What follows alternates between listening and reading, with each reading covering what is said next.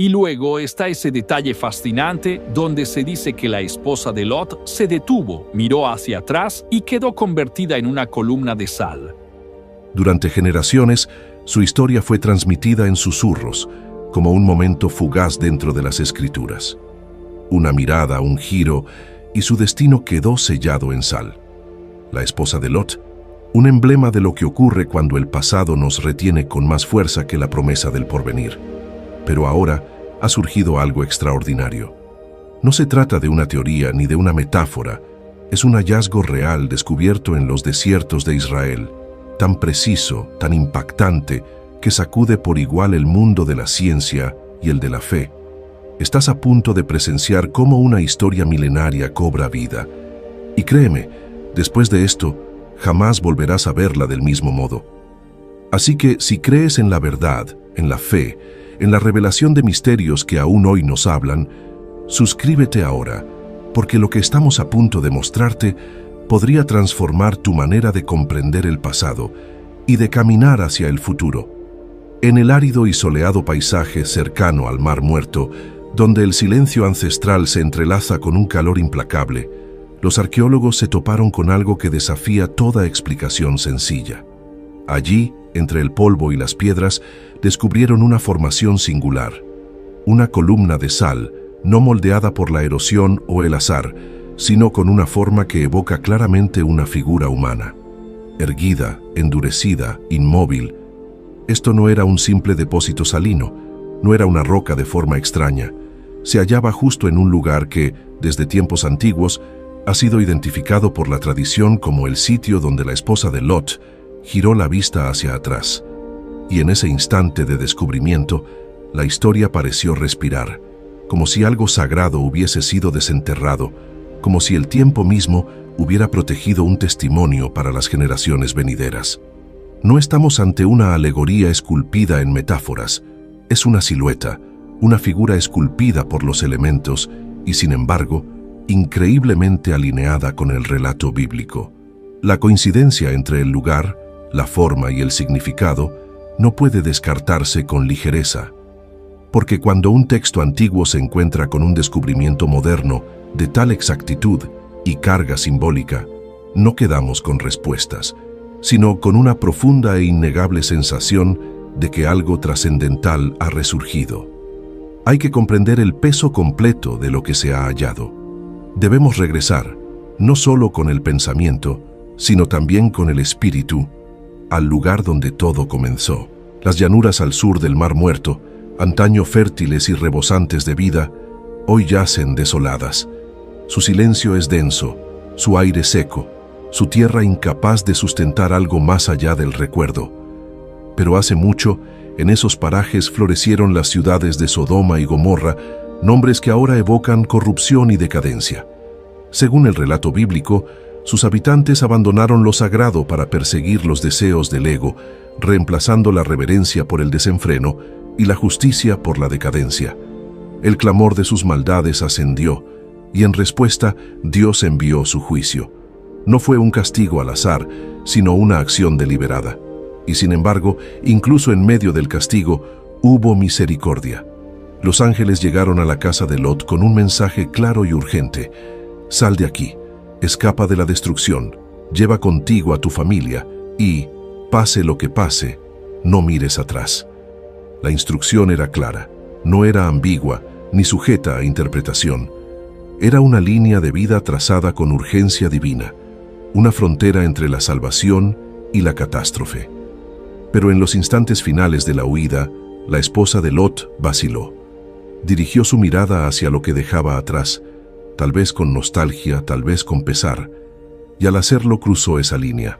En un solo momento, su destino cambió. Su vida se detuvo, su figura quedó preservada, no solo como símbolo de desobediencia, sino como advertencia viva de que aquello a lo que nos aferramos cuando desafiamos lo sagrado puede costarnos todo. Hay momentos en la vida que nos definen, no con estruendo ni espectáculo, sino con decisiones silenciosas tomadas al pasar. Para la esposa de Lot, ese punto de inflexión no estuvo marcado por una gran rebelión ni por un enfrentamiento dramático. Fue una mirada. un simple giro de cabeza que cambió su destino. Ella caminaba hacia la seguridad, hacia un futuro reservado por la misericordia divina. El camino estaba claro. La destrucción a sus espaldas era definitiva. No había regreso, ni físico ni espiritual. Sin embargo, algo dentro de ella se resistía al movimiento hacia adelante. Tal vez era el peso de una vida construida, un hogar amado, los lazos que una vez brindaron consuelo, pero que ahora la anclaban a un mundo condenado. Y en ese instante, atrapada entre la voz de Dios y la seducción del recuerdo, se volvió. El acto fue mínimo en forma, pero inmenso en sus consecuencias, porque esa mirada no fue solo una desobediencia, fue una revelación del corazón. Mostró dónde realmente residía su lealtad, y el resultado no fue solo juicio, fue transformación. Su cuerpo quedó suspendido entre dos realidades, el pasado que no pudo salvar y el futuro que ya no pudo alcanzar. Detenida en medio de la huida, su figura fue envuelta por la sal de la tierra, y allí permaneció, no como un castigo cruel, sino como un testimonio silencioso del precio de una devoción dividida. En esa postura congelada, la eternidad reclamó un titubeo fugaz.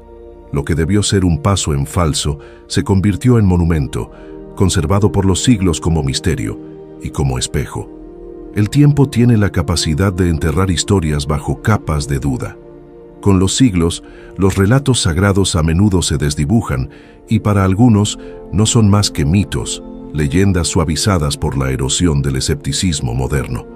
Pero a veces, la propia tierra habla, y la frontera entre historia y fe se vuelve tenue.